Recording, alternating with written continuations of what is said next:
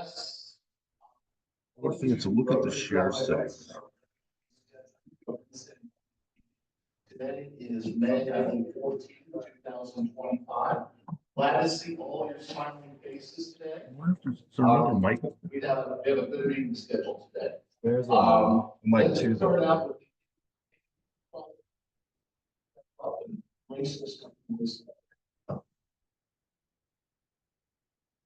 Today is my younger brother's birthday, and I wish he was here to give him a cookie.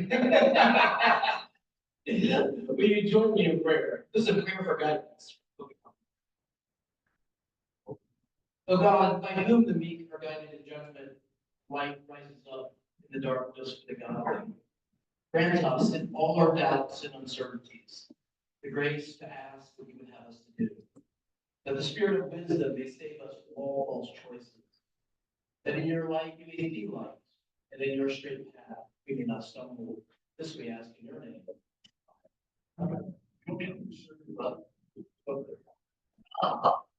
Thank you. All right, Ron Stovall, will you step up and lead us in the Pledge of Allegiance? It's a test.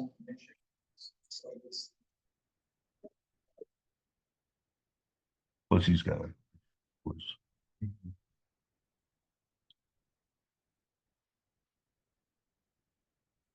You know, for presenter has a presentation. He does not.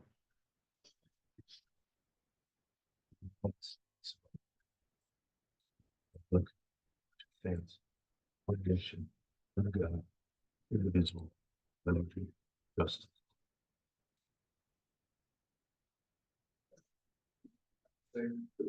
First.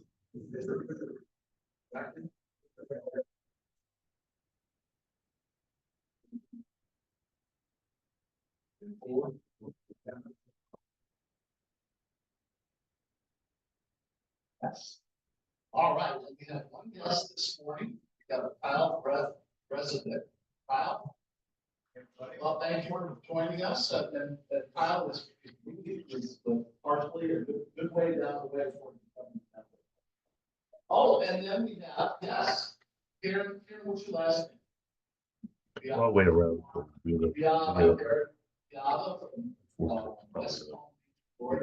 Trial. I mean, because we plugged into this computer and it didn't work in there, but it worked on this computer. Yeah, sounds but also the sound at the beginning. In the other video, I barely listened that loud. It was pretty quiet. So, All right. Well, he also, yeah. So I don't know. Good morning. Yeah, I'm not sure.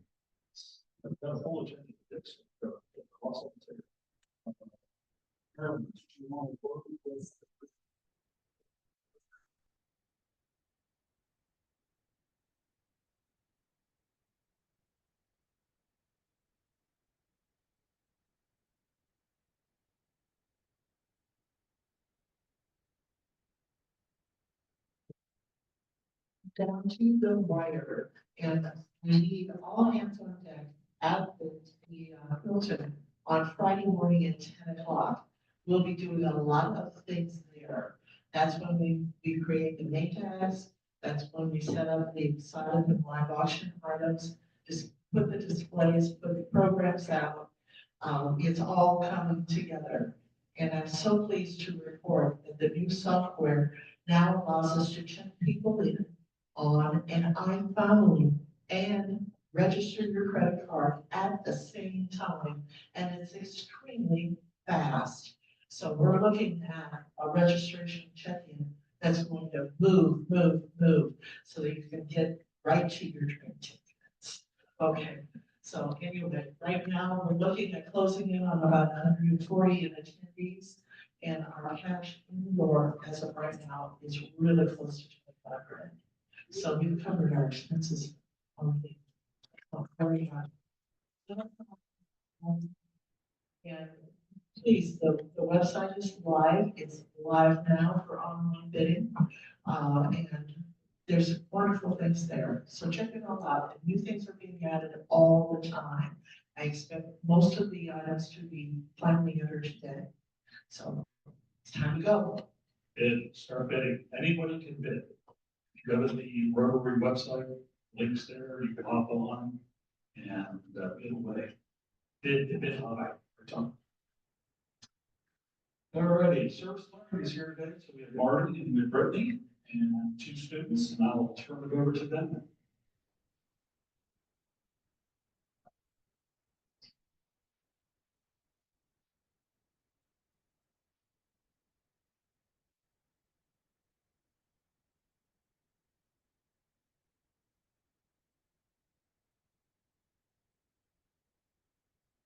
Good morning, Rotarians. So, today is it's kind of crazy to me, this is our last, meeting of this school year, which, it's kind of crazy. These 2, outstanding students are gonna be finished with their school careers on Friday. Which is kind of,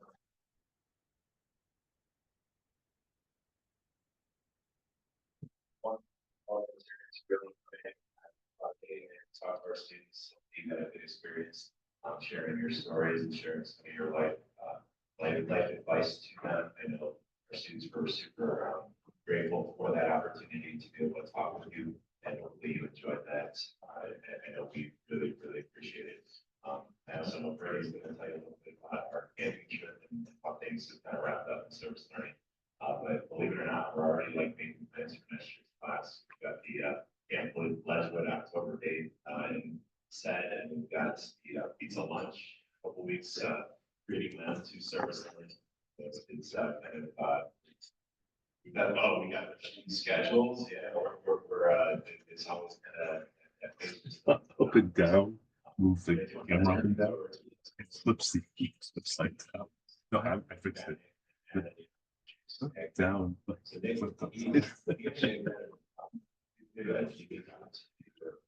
You ever? It's been upside down. Yeah. Up reverse. Yeah.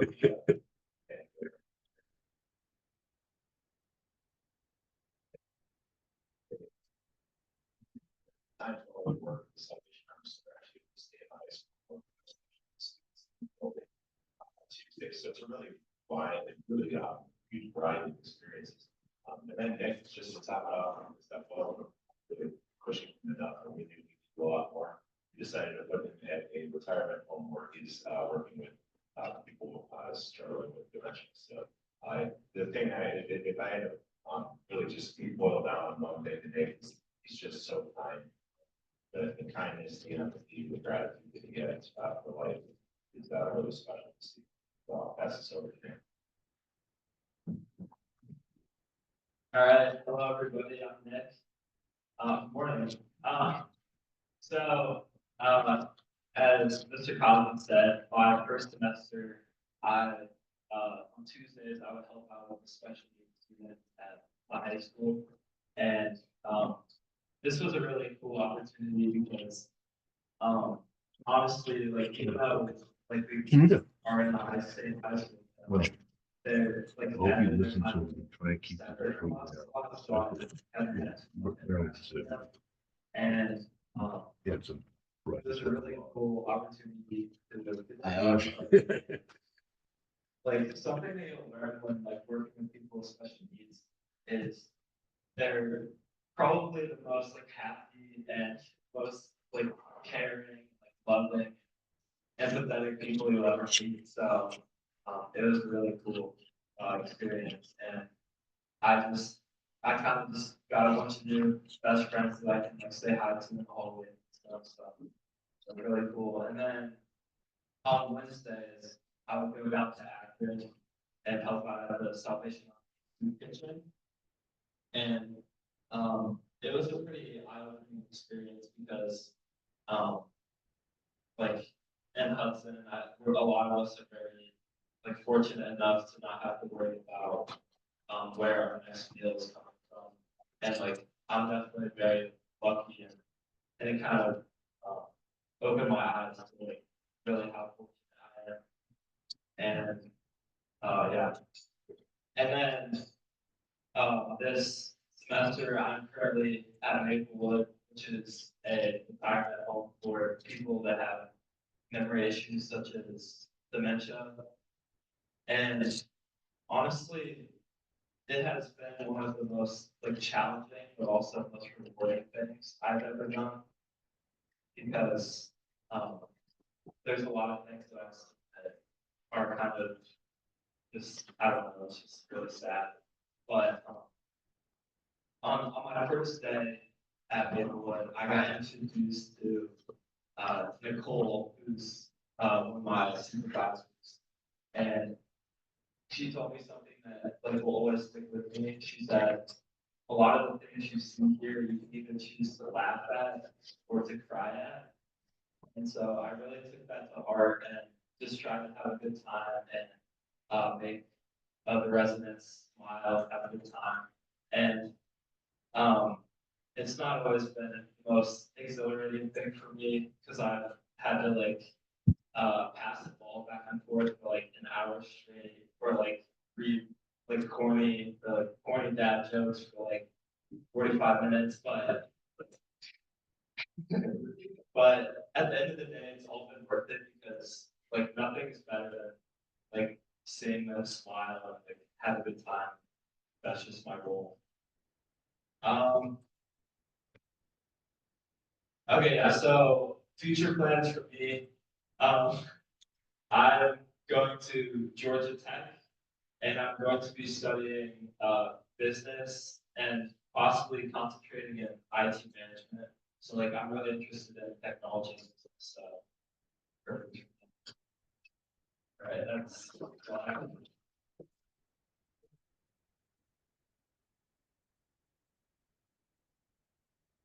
Good morning, Rotarians. My name is Brittany Aunier. I also work with teachers for service learning, and just to let everyone know, we finished our trip. So we do our big kind of capstone trip every year. We do it the third week of April, so the 22nd through the 25th. Yeah. And we were able to help multiple different areas. We worked at the national parks, we worked at Regional Heritage Reserve. We were able to take the majority of our kids on a tour trip of the Amish country, which is down my way because I grew up in Stark County. So that was kind of nice to be back down in Berlin. The goal is just to give the kids not only these kind of these everyday experiences that volunteering to places they have been, but it's also to give them a chance to fall. This is kind of their last trip that our class does before they graduate because they're done. Like they're graduating next Thursday at Blossom. And so we want to make sure that we give them that chance to volunteer and hopefully instill that idea that even if it's just a day, even if you just take a day, you volunteer in one place, you can still make a difference. And we hear that all the time from the supervisors. We got multiple emails from supervisors about how, your kids help speed up projects that we've been, hoping that we could get done, and now they're done. And so the goal is just to show any small thing that you can do is worth it. It's worth it to try. And so we really hope that they take that with them moving forward, and they will be moving forward soon. They've got class on Thursday, and then Friday we're going to have kind of our end of the year kind of celebration, I guess, and then that's it. They're done, and we'll be looking on to our next class, and hopefully we can take what we've learned and share what they've learned with the next class. And with that in mind, I will be introducing Natalie. And one of a couple of things I'd say about Natalie, she's incredibly determined young woman. She is empathetic and caring. She was at Head Start her first semester, and she's at the prosecutor's office for her second. But she knew that she could get her hours done at the prosecutor's office on Wednesday, so she's still going back to the Head Start in Akron every Tuesday because she cares about the kids that are there. And so she is going to go far because she empathizes with people around her and she really does genuinely care about what other people are going through. So I do recently. Hi, Natalie. So yeah, for the first semester, I was at a Head Start in downtown Akron. And I definitely wanted to, like, at the beginning, I definitely wanted to be somewhere outside of Hudson because I've been my whole life and I had a lot of experience. So being in Akron is definitely like what I wanted. And I was definitely nervous because the kids are really young and I feel like I've only ever like interact, like I'm the youngest, so I've never really interacted with like really young kids before. So it's kind of definitely you have to have a lot of patience. That's definitely something that I learned was patience, especially with little kids, and just with everybody, and just understanding what everyone's going through. Because going into that, obviously, I grew up in my whole life in Hudson, and then going down to Akron, where these kids have no stable home life, like they don't like eat outside of school sometimes, like they won't show up for school, they will, and they just don't know where they are, and they won't be there for a week. But like then they're on the street, so you can't ask them things like they don't know like can't comprehend everything that's always going on. So that definitely was a learning experience for me because kind of you never know really what someone's going through, you never know what's what's going on in someone's home, and I think that was something that I definitely have to definitely open my eyes to for this experience. And then second semester, I'm at the Summit County Prosecutor's Office, and I actually really enjoy it. No, I didn't. I've always been someone who's like interested in like, I definitely like helping people, and like I guess I never really saw how law and like the justice system had like a play in that, but then being there, it really showed me how much like law and like that system is set up to help people. And that was I think the biggest thing that I learned about being there. And I also, it kind of forced me like, that was definitely something I wanted to continue doing further in my life. So although I like was mostly with the same people the whole time, I definitely learned lessons that will help me further on in life. And like when we took a trip to the juvenile system a few weeks ago, and that was something that at the beginning I was like, oh, like this, but then I realized that my Head Start really brought my love for like kids out, and then like when I went to the prosecutor's office, I realized I was really good law, and so when I went to the juvenile system, I realized that that was something that I could go to in my future, and that I could actually like enjoy because kids that help them kind of get their life like back on track, and it's more about rehabilitation really for like the kids, like seeing that you make a mistake when you're younger, but it's really about like making sure that they are out of this system. Do that again. That's something that I really like about that. So yeah, and then next year I'm going to Ohio State and I'm double majoring in criminal justice and psychology. So.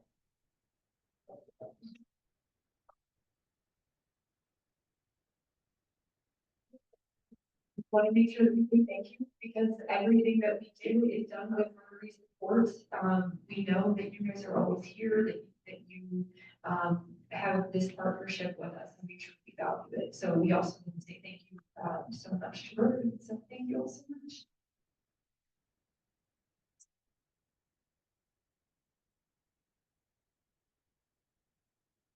We have a number of announcements. I'll hold this to the end of the meeting because the prosecutor's office is here.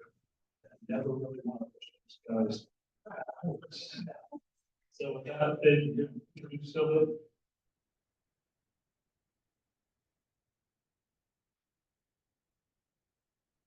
Thank you, President Kelly. Good morning, fellow Rotarians and guests. It's my great honor this morning to introduce our speaker, Summit County Prosecutor Elliot Kolkovich. Prosecutor Kolkovich was sworn into office on February 21st, 2024, after more than 13 years as a career prosecutor in both Summit County and as an assistant U.S. attorney for the Northern District of Ohio. He succeeded Sherry Bevan Walsh. He is a proactive prosecutor dedicated to the relentless pursuit of justice and the consistent application of the law. He is dedicated to his career to implementing and improving critical initiatives that hold offenders accountable, prevent crime from occurring in the first place, and streamline the administration of justice. After his appointment, he was elected to a full term by the citizens of Summit County in November of 2024. He is a native of Stoughton, Southern Illinois. It's a small town. He earned a Bachelor of Science and a Master of Science in Print Journalism at the University of Illinois, and worked as a freelance writer and intern in the U.S. House of Representatives and in the U.S. Senate before enrolling in the St. Louis University School of Law in 2006. He worked his way through law school while interning at the St. Louis Circuit Attorney's Office and working part-time for a small law firm. Experiences that I have as well. I'm very pleased. Prosecutor Kolkovich decided to move to Ohio after his wife accepted a professorship at Ohio State. And while preparing for the bar in Ohio, he interned with the Summit County Prosecutor's Office.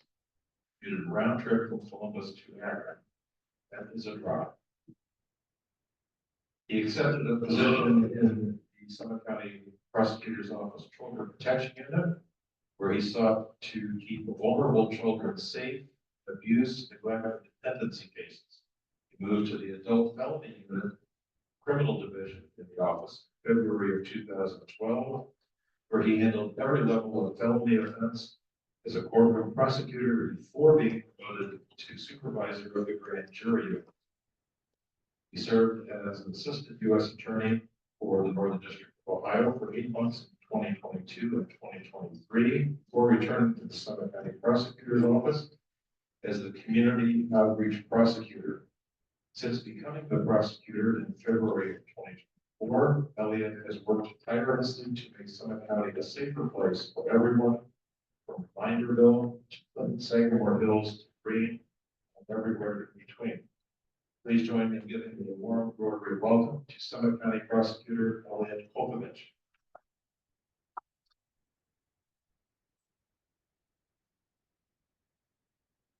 Good morning, everyone. I didn't know that there were other speakers today, which is fine, of course, but I was a little surprised when I heard someone in the back say the grandparents of the speaker. Because I turned around expecting to see my grandparents, and that's a long drive from Illinois, so I just wanted to say. Yes, I'm the Champaign County Prosecutor. Thank you for giving me a few minutes today. I'm going to talk about a few different things. Talk to you a little bit about how I came to be here. Talk to you a little bit about what we're doing in the office now, and then I'll probably end by talking about one of our big initiatives that we've been talking about. As a Summit County Prosecutor, we represent all of the townships. So, Sagamore Hills, Clinton, Conway, Pat Township. And when you visit a lot of those cities, visit a lot of those police chiefs, you realize that they are on the front lines. A lot of people get scared online, phone calls, letters, whatever it is. And because they are rarely able to catch the person, we rarely see the case. So it's really neat to find out really how rampant that problem is. And we try to figure out all the ways that we can help prevent that. Remember I spoke a little bit ago and someone gave me an introduction, and it's interesting. I am only 44, and when I listen to somebody go through everything I've done, I'm like, I really did do all that. I forget about all that. I interned in DC. That is what gave me the public service club. I moved to DC because I was trying to make a career in journalism, which was very difficult in the early 2000s. The market changed. But I knew when I interned on Capitol Hill that I wanted to be in public service. I wanted to be doing something that gave my life meaning. I wanted to be able to feel like I was dedicating my life to something. But I didn't know what that was going to be. So I went to law school. And when I was in law school, it wasn't a major so much, it was a concentration. I had a concentration in international law in tax law, in criminal justice and civil procedure. And I don't know what I was gonna do with the concentration in all those four areas, except go after international tax criminals, which there aren't many of them. But I was very fortunate because I interned, as I was chatting with you before, and I interned in the prosecutor's office when I was in law, and it was the summer before my last year of law school. And when you intern at the St. Louis prosecutor's office, you can get a certificate that allows you as a law student to conduct some hearings on behalf of St. Louis, that's where I was law school. And we were able to do preliminary hearings. And as an intern, you've never stepped foot in court before, you've just been in a classroom, and someone hands you a file and says, okay, these are your police officers. Ask them some questions and make sure you establish the evidence for this case.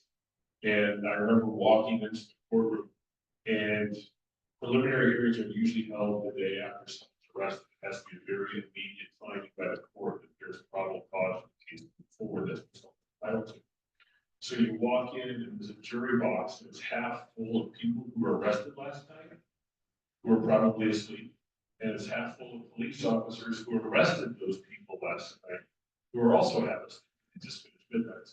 The courtroom is packed. There's probably, I would say, 100 people packed in a room a quarter the size of this, watching the proceedings. And I had never felt that kind of pressure in my life. And it was exhilarating. The idea that everything mattered on me, it was on me to prove what was going to happen that day. I had never felt that responsibility before, but that's when I felt like I had the most meaning. And it was a really bizarre scenario to me. And you remember the TV show Night Court? That's a lot of what it looked like. There were attorneys showing up with no ties, no socks. They were putting on shows. People were moving in and out of the courtroom. And it was that moment I noticed I knew I wanted to be a prosecutor. How I wound up in Ohio was kind of a quick, I guess, long story. My wife is an English professor, and she graduated with a PhD in May of 2009. And in order to get a job as a professor, you apply for jobs all over the country. You kind of don't know where you're going to wind up. And we had just been married for about a year at the time, and I said, I would really like to stay in the Big Ten, and I would like to be near a baseball team. Those were my two hopes out of life. And I know it sounds weird, but one of the jobs that came up was Ohio State Games. And I said, I think that's the job for us. I think that's where we're going to wind up. And that's where my wife took a job, and that's what brought us to Ohio. So I moved over to graduate in May 2010. And I always laugh now because he's absolutely right. I interned in Akron and drove from Columbus. We were in Western Columbus. And it was 2 hours a day, so 4 hours total to intern for free. In fact, I had to pay $5 to park.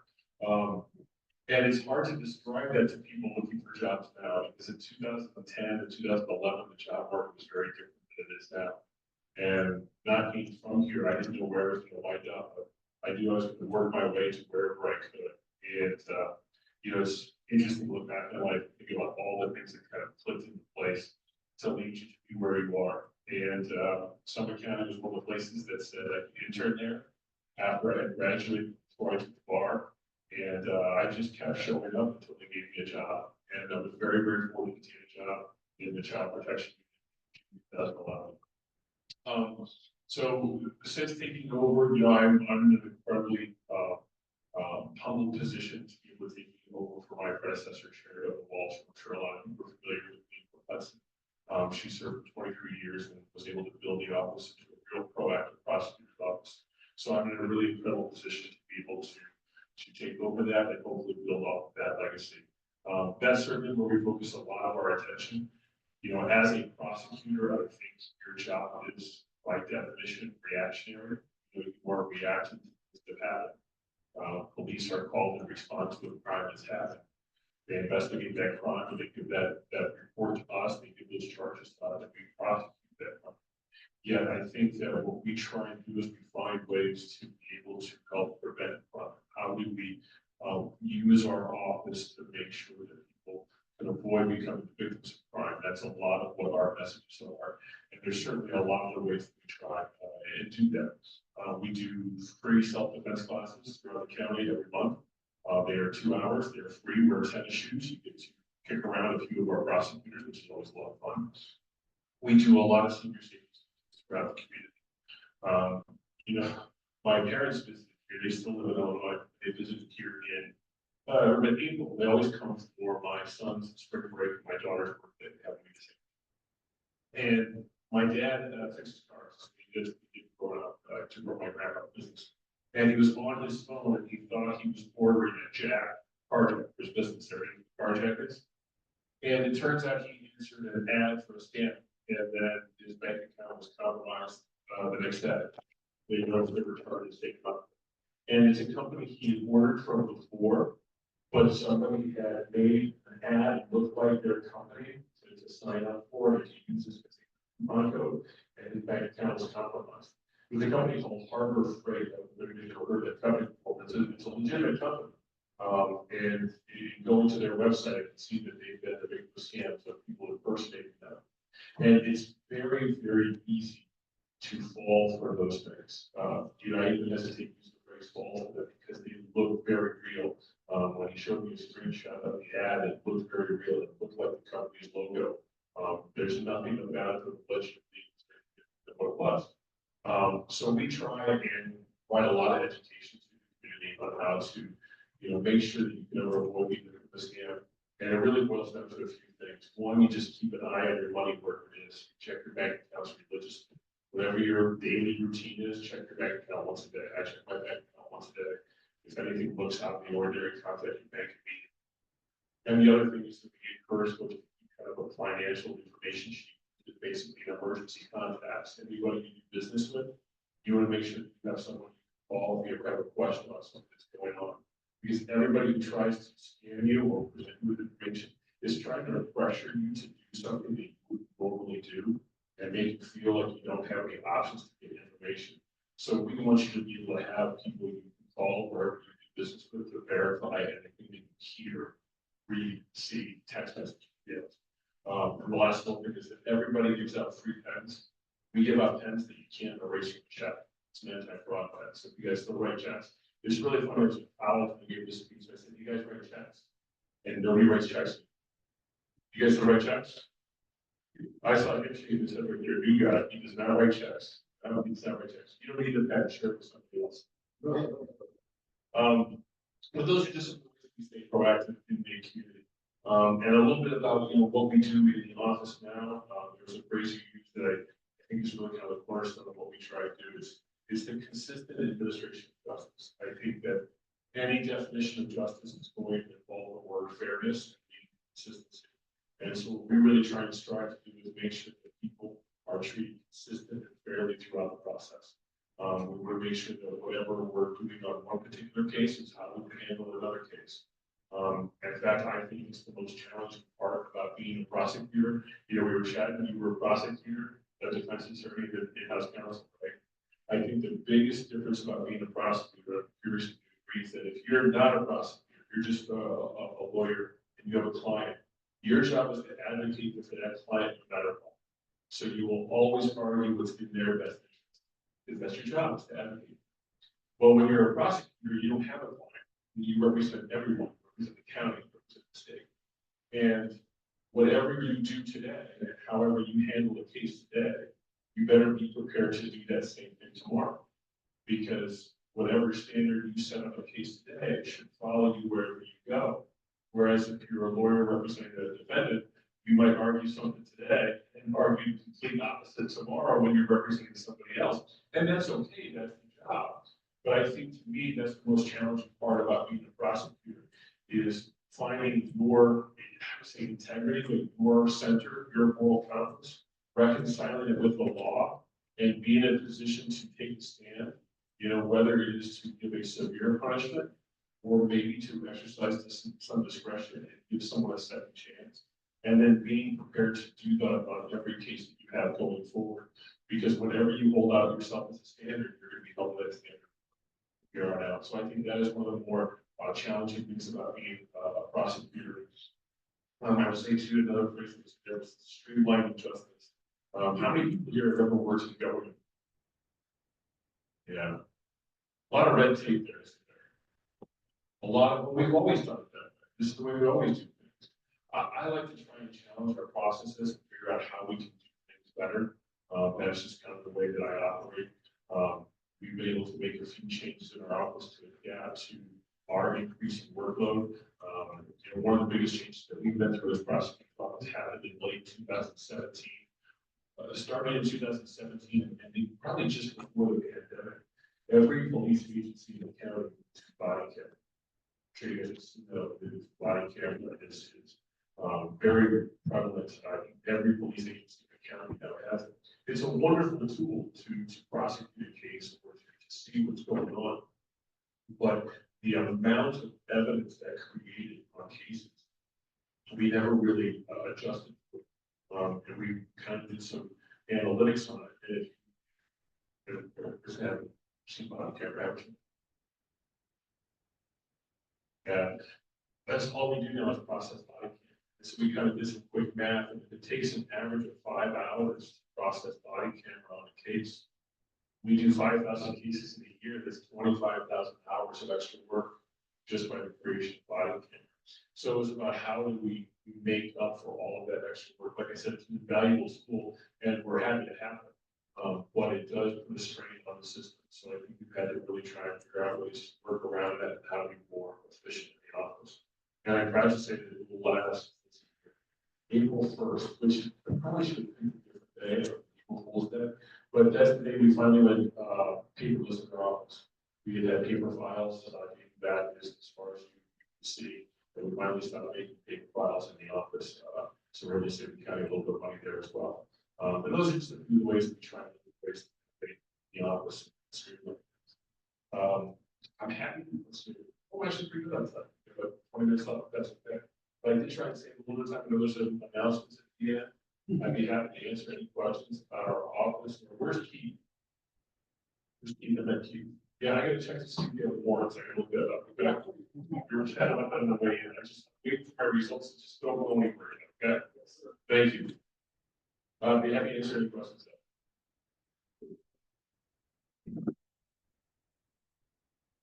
Yeah, I decided to have 2 questions.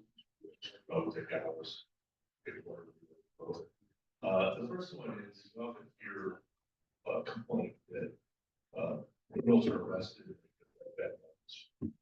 And so my question is how prevalent is that actually, and what caused that? And then second question is I often argue with my wife, someone commits a really heinous crime, something just horrible, and she's like, I can't believe a lawyer defends that person. I'm like, well, everybody deserves a defense, and regardless, and I'm just wondering from the prosecutor.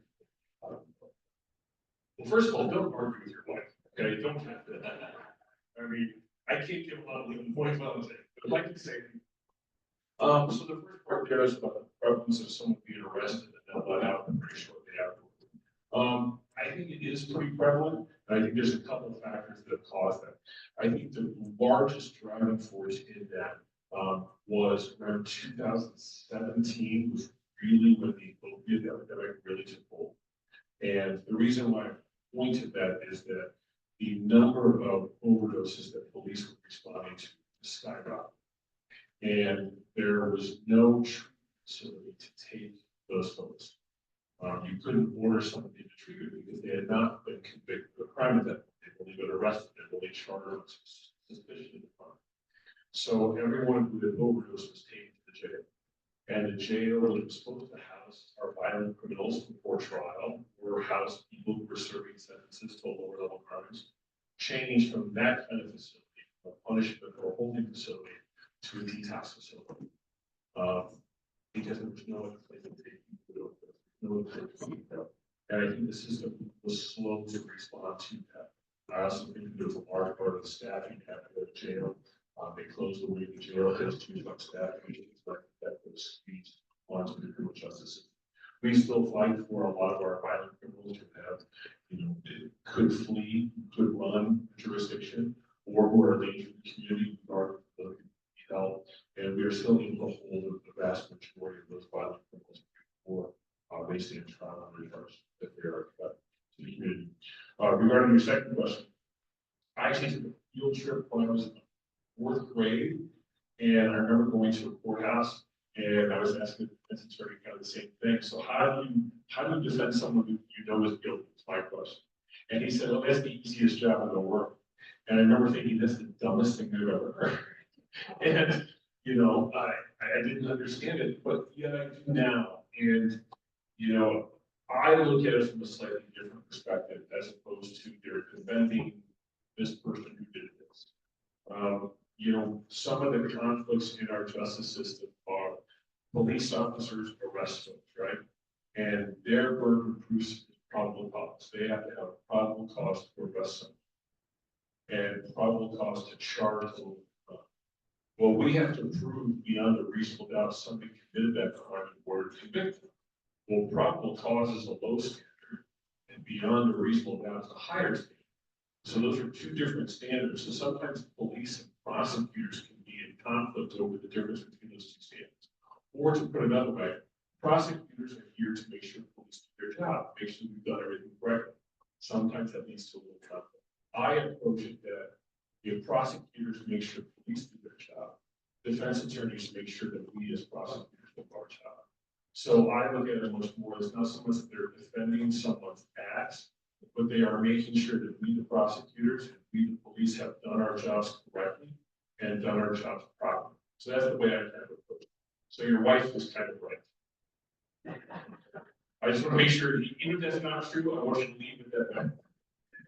Always right. Can I ask you, let's pretend you're a policeman on the city of Akron, and you've been dispatched to a scene. And in that scene, as soon as you arrive, you know, one person is on the ground, another person is standing there with a gun in his hand. What's the policy you use of deadly force in that person on the gun?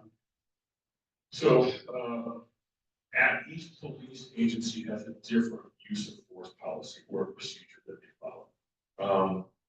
And I think that the constant conflict on police use of force is what is someone is allowed to do and what some best practices are. And what I mean by that is that there are instances where I think the community can be frustrated or surprised that police are allowed to use a particular kind of force when they are in fact allowed to use that kind of force. Yet they see other officers not need to use that kind of force in a particular situation.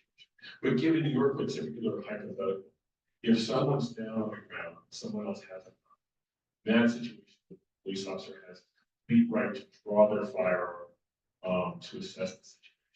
Whether or not they're allowed to shoot immediately depends on a lot of different factors on that scene. And I will tell you that since I took over in February, one of the biggest changes, this isn't involving police use of force, but it involves citizens, is that the self-defense laws have changed in Ohio, and so has a lot of people concealed carry permit laws have changed. And what we have seen a lot of conflict in our offices, analyzing each case and seeing where self-defense applies. And analyzing self-defense is a lot like identifying use of force for police. It's so case specific. And you wind up looking at hours of video and analyzing, well, where was this person standing? Were they making a motion to this? Were they making a motion to their gun? Were they making a motion to their phone? Were they reaching over here? So I would say in your scenario, I think the officer would probably pull out a vehicle, see the firearm, draw their firearm, and assess the situation. The issue there that I'm concerned about is they don't have a lot of time. They're faced with an instantaneous decision to make. And in my work with the city of Illinois, of course, I'm not a policeman, I'm not even a law officer, but I was asked to spend quite a bit of time in the police department as a volunteer. Wrote the city of Cleveland's policy of use of deadly force and reduced it to 1 sentence. Because that's all the time the guy's got in his mind. That is, you can use deadly force in real life for somebody else or it's immediately. But Yeah, that's a pretty good summation. And I think one thing to always, remember about police on those staff decisions is that, they're the ones running towards the gunfire. Everybody else is running away from the gunfire. Yeah, yes. Very good question. Two questions. Give us some idea of the dimensions of the prosecutor's office.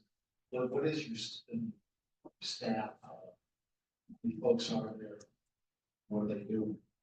And the second one is, what is your role in training the police about it? Because I mean, I think that's what you were getting at earlier, right? Is there a regular dialogue between prior, training process between the prosecutor's office and various police departments that you're working with, so that they really understand? I mean, talking about the cops. Oh, sure, absolutely.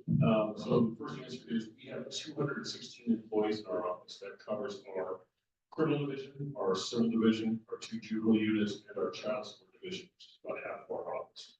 216 is a great number to say because it's a little area code. It's also the number of pitches on baseball.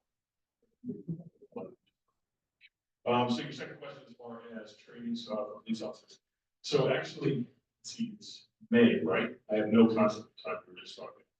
So in April, we did 3 trainings for the Hudson Police Department. So I and the criminal chief brought the defense team to the Hudson Police Department and did 3 afternoon trainings to every officer. We focused on testimony, how to testify. I was grand jury supervisor for a couple of years. It was my favorite assignment in the office. It was grand jury. That's where you indict all the cases. You're responsible for indicting 4,000 to 5,000 cases a year. And you just got to see so many different officers come in and testify, and you could see how some were credible the moment they walked in the door, and how jurors responded to their officers, what they responded to an officer, what they found credible, what they didn't. So I am very fascinated with the art of testifying, how you relay communication to a jury, because I don't think that, you know, I always joke with police officers, nobody became a police officer to do more public speaking. So I don't think anybody who becomes a police officer looks forward to testifying as a good part of their job. Yet it's a vital part of the job to be able to get up and explain to 14 plus 12 years, usually it's a couple alternates, 14 people from the county what you did on the job in the law, really get them to understand it. So we do lots of trainings. I really like to focus on the testifying. Search and seizure issues, when you can search, when you cannot search. That law is constantly changing and evolving based on interpretations. We do all those kinds of trainings throughout the county. In fact, we've got a training later on this month, focus on just how to respond to domestic violence cases, how to investigate domestic violence cases. Because, you know, just kind of a quick anecdote about this. We prosecute based on evidence. It's not just, does someone want to press charges or follow charges? We have to follow the evidence. And domestic violence situations are some of the most volatile situations to handle. You might have someone who wants to prosecute a case 1 week, and come in 2 weeks later and say they don't want to prosecute. And then come in 2 weeks later and say, yeah, they do want to prosecute. So our job is to not ride that roller coaster so much as it is to look at the evidence and say, what video do we have? What audio do we have? What pictures do we have? What do the witnesses say? What does everybody else say? So there's a really good process and procedure on how to investigate those cases to make sure we can prove them, no matter if somebody's cooperated or not. Yes, ma'am.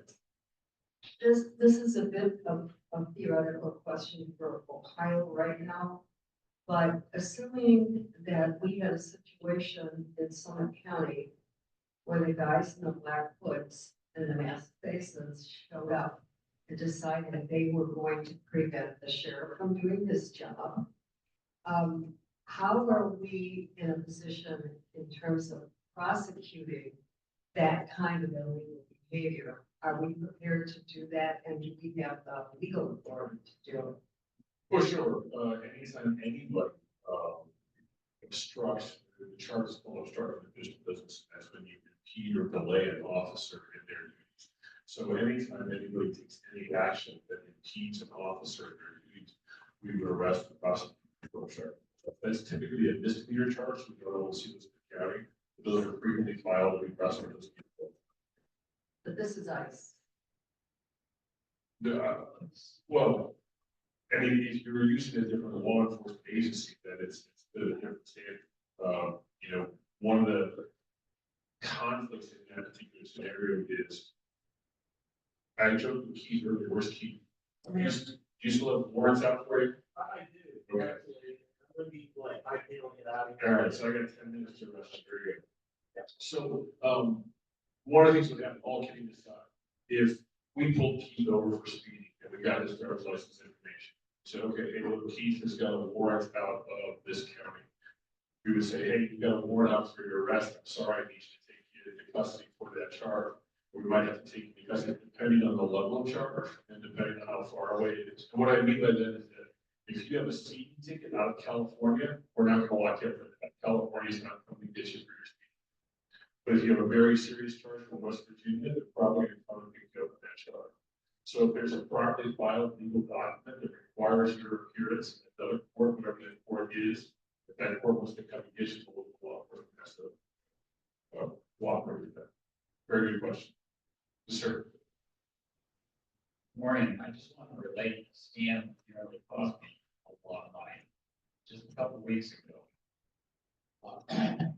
My computer screen, my laptop screen, had a notice from Microsoft.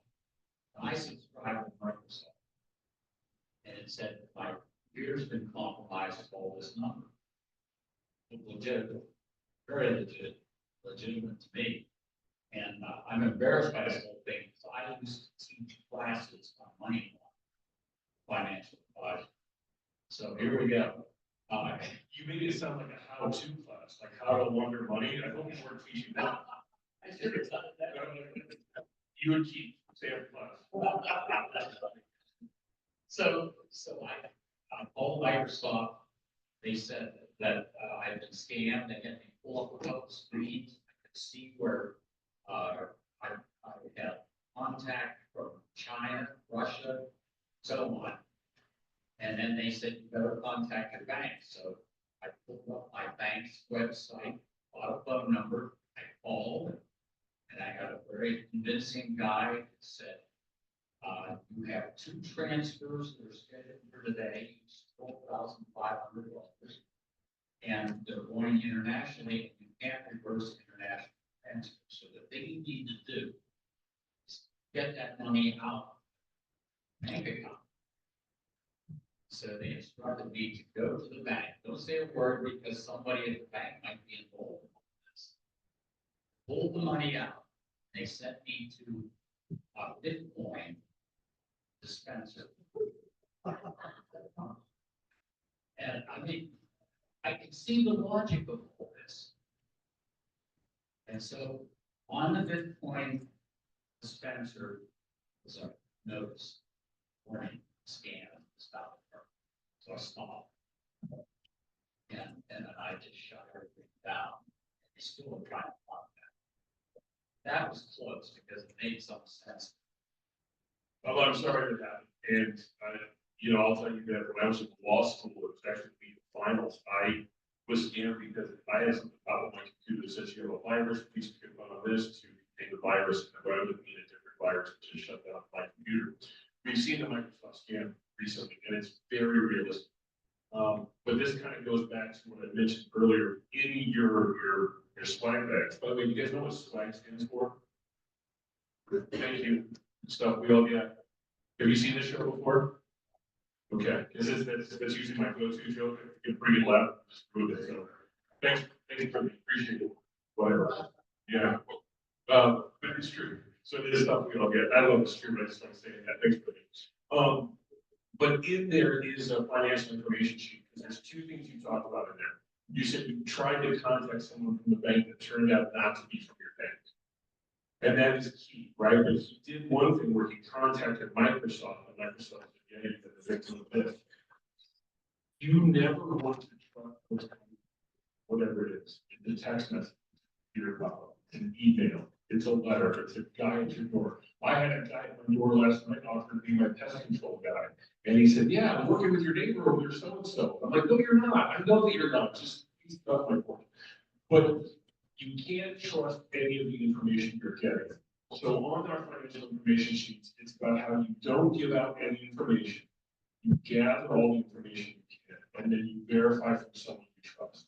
So what we want you to be able to do is to have someone that you know at your bank, wherever you bank. I live in Fairlawn, I bank at Chase and Summit Hall. That's the bank where I start my account. There's a real live person there I can call if I ever have an issue with my account. But I've done that before. But we've had charges on our account, and I don't go online and fill anything out. I called that guy, I said, hey, it's happened, what do I do now? I want to be able to talk to somebody I know and trust, because I never want to be under the gun and feel like I have to talk to who's talking to me. So I'm glad you were able to avoid that, it's very realistic, but you narrowly escaped it all, that's some people not escape that. Yes, sir. It's not really a question for observation, but I think I might get the hook. Yeah, so my daughter, ran Hudson High School, like blonde-haired girl, was a cop for 10 years in the Valley Municipal Housing Authority, and then now is in Maple Heights. Challenge. And so I just wanted to observe she's been in gun out situations, major drug busts. She's had guns pointed at her. And for 10 years in the CMHA, in her time at Maple Heights, she was not fired a weapon once in line of duty. And that is usually the result. But I tell people who are like, oh, there's all these videos of cops acting badly. No one clicks on the video of the cop who's on the situation. Peaceful, even tense, terrible situations, which my understanding of her is that happens all the time, but that's not passing on. So, more of an observation. But that's completely true. I would tell you have to watch hours and hours of body camera. One of the quick anecdotes I'll share is that there's an Akron police officer. He's one of the best officers I've ever worked with. He's about 5'5" and like 160 pounds. He's not a big guy. And he was arresting this guy. He was like 6'6". And he was the only officer on scene, and he was responding to a domestic situation, which is a very volatile situation. And so he responds, body camera, here, there's a woman screaming, background, the officer is talking to the suspect in this domestic situation. And he just simply says, hey, look, I've got to get her to stop screaming. Just step out here for a second. Just put cuffs on you for a second, just to get her to stop screaming. So, just so we can get the situation. And he put cuffs on the person. And as he's arresting this guy, or putting cuffs on this person, the guy goes, wow, that was pretty smooth. And you have something complimenting an officer who's half his size on how he was able to de-escalate the situation. And that's why we talked a little bit about there's different what you're allowed to do and best practices. And to your point, there's a lot of amazing interactions with police de-escalate situations and helping. That's what they're there to do. That's why they became police officers. I wish we had some of those.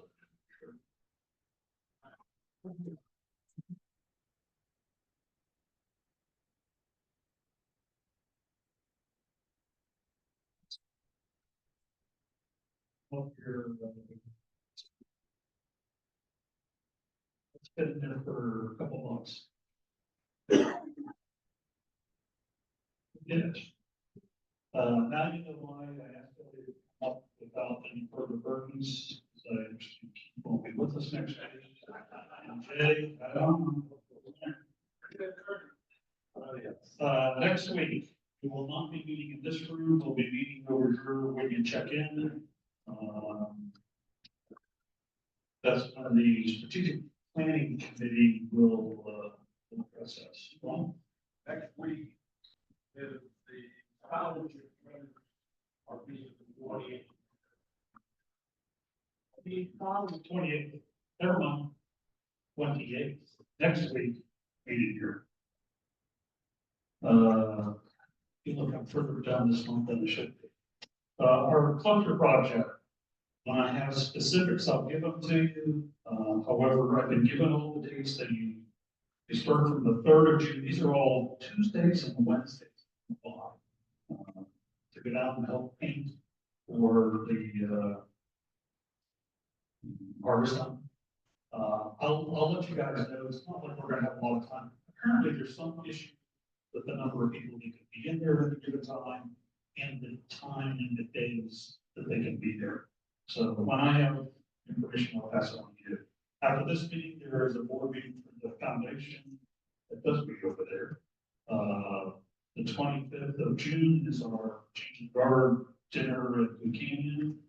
And, June the 4th, we'll be meeting at the Scout Cabin for review schedule. There also will be a board meeting at the Scout Cabin.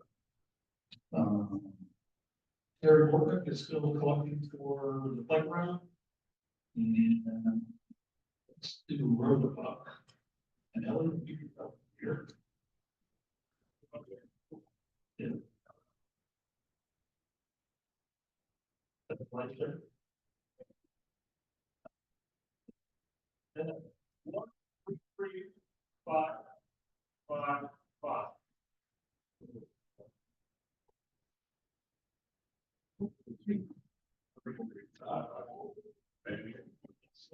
Slow move. Data is $9, jackpot's $270.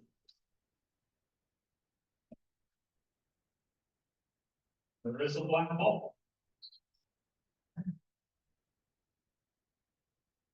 That's not black.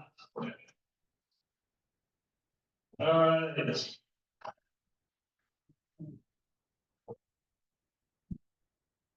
Useless but important facts. 216. If you're not sure what the temperature is on a hot summer day, Thank you. just listen to a cricket. Here's the white dove. Yep. Close, close. Close. According to the Library of Congress, musical creatures adjust their signature sounds, decoding to the temperature, which means that if you count how many times a cricket, 15 seconds makes their cricket noise, and then add the number 37 to that number, you'll get roughly what the temperature is outside. So next Wednesday, come on in, show us how that works. I want everyone to kind of make sure that that this is a factual kind of thing. So we will be here next Wednesday here, following Wednesday there. All righty, everybody have a great Wednesday. Take care.